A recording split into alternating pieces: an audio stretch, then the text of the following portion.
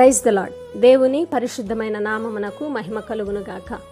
2025 మే నెల 10వ తారీఖు నేటి ఆశీర్వాదము. కీర్తనలు 146వ కీర్తన 7వ చరణం. బాధపరచబడు వారికి ఆయన న్యాయము తీర్చును, ఆకలి గొనిన వారికి ఆహారము దయచేయును, యెహోవా బంధింపబడిన వారిని విడుదల చేయును. దేవుడి పరిశుద్ధ వాక్యమును దీవించునుగాక.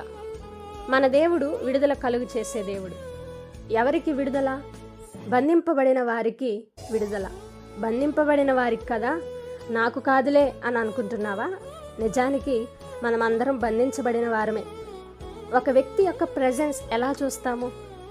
ఆ వ్యక్తి యొక్క ప్రాణాత్మ దేహమును బట్టి చూస్తాం. ఈ మూడింట్లో ఏ ఒక్కటి లేకపోయినా ఆ వ్యక్తి యొక్క ప్రెజెన్స్ లేనట్టే. అలానే ఆధ్యాత్మికంగా, శారీరకంగా, మానసికంగా ఏ ఒక్కదానిలో బంధింపబడినా మనం బంధించబడిన వారమే. 3 రకాలైన బంధకాలు. మొదటిది ఆత్మీయ బంధకాలలో నుంచి విడుదల. మనం పాపానికి అధిపతి అయిన సాధారణ బంధకాలలో ఉన్నవారం. ఈనాడు చాలామంది పాపం అనే బంధకాలలో నుంచి విడుదల పొందలేకపోతున్నారు.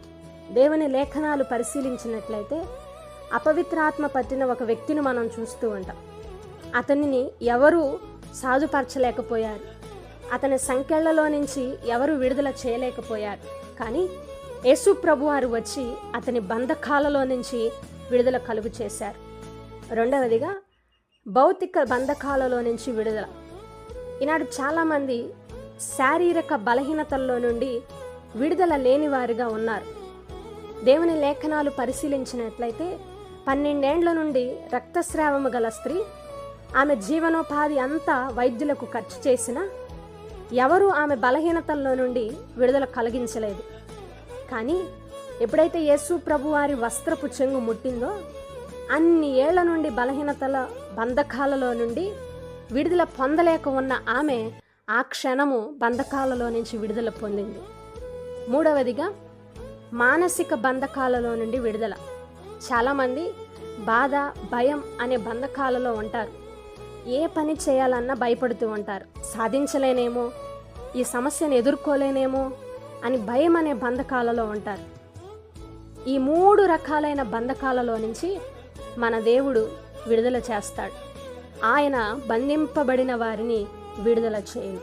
ఈ బంధకాలలో ఏ బంధకాలలో మీరుండి బాధపడుతున్నారో దేవుని దగ్గర ఆశ్రయించండి, దేవుని దగ్గర అడగండి. ఈరోజు మీ మీద ఉన్న ప్రతి బంధకాలలో నుంచి దేవుడు విడుదల కలుగు చేయునుగాక. నేటి ఆశీర్వాదాన్ని బట్టి దేవుడు మిమ్మును, మీ కుటుంబాలను ఆశీర్వదించునుగాక. Amen, amen.